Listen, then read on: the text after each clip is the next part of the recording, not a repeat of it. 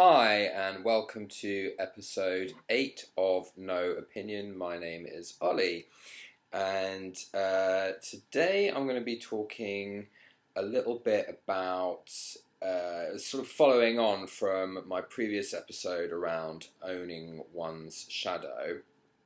And I spend a lot of my week in various group environments,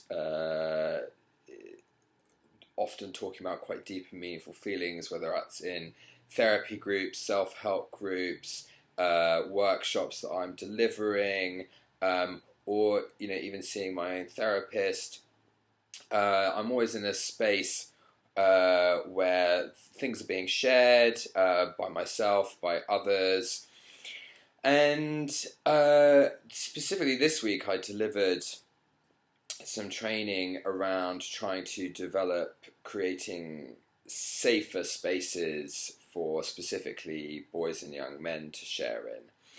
And it's a very engaging piece of training to deliver, and the idea was to make it quite an experiential style of training.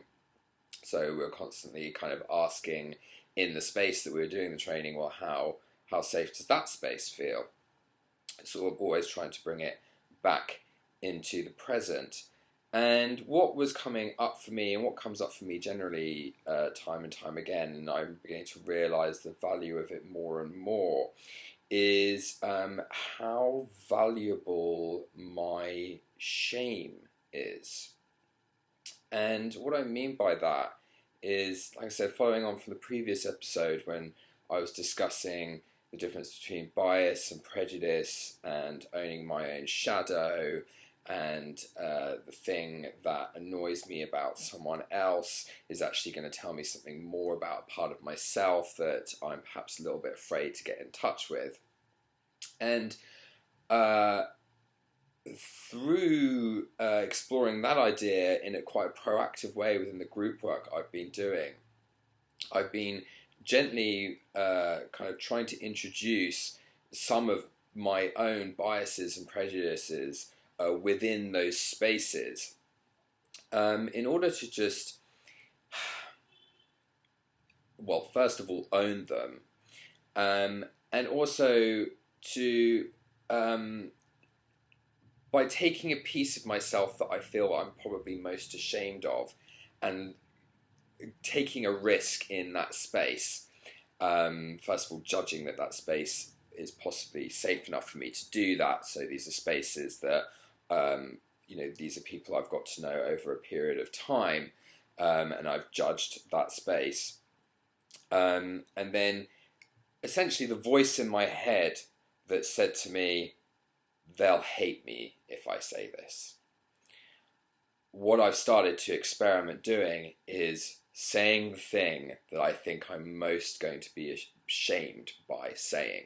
So rather than sitting in my head and intellectualizing and thinking, oh, this would be a clever thing to say, this might make me look like this, or this might make me look like that, or people will validate me more or affirm me more, I've tried as best as I can to kind of root through all of that stuff and go to the little nugget that sits in my tummy that is the bit that makes me go, oh, if I say this, I could really potentially compromise these relationships. And having built trust in these groups, and for these groups to, be spaces where I feel like, if people aren't really being completely honest, then they develop much more slowly. And so I've been taking risks, and I've been getting the small nuggets of shame, and I've been putting them out into the room. And the result of that has been, I think, really powerful, in that not only has it, first of all, no one's died from me sharing these deeper, slightly more uncomfortable parts of myself, but more importantly, I haven't lost those connections, I haven't compromised those relationships, and if anything, I've strengthened them. And I've also then strengthened my relationship with that bit of myself that I thought was actually really awful. And it doesn't mean I'm necessarily more comfortable with it, but I'm more familiar with it, and it's sitting with me, and it's now kind of not hiding in the darkness anymore. And also by doing that, it's turned into, from what I can see from the response from others, is that it's turned into a bit of a gift. And people have often come up to me afterwards and said, I feel that way too. I identify with that too. And that has sort of validated the thing that I thought was really awful about me. But it's also, I just feel strengthened the connection between myself and those in that space.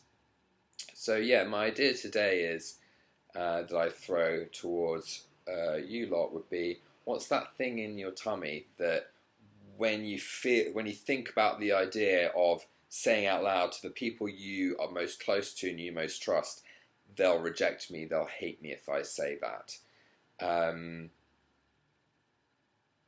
You've got to feel safe in that environment first, but I've started taking a small gambles with bits of that information, that with the things I want to keep down most, with the people I trust the most, and that gamble is massively paying off.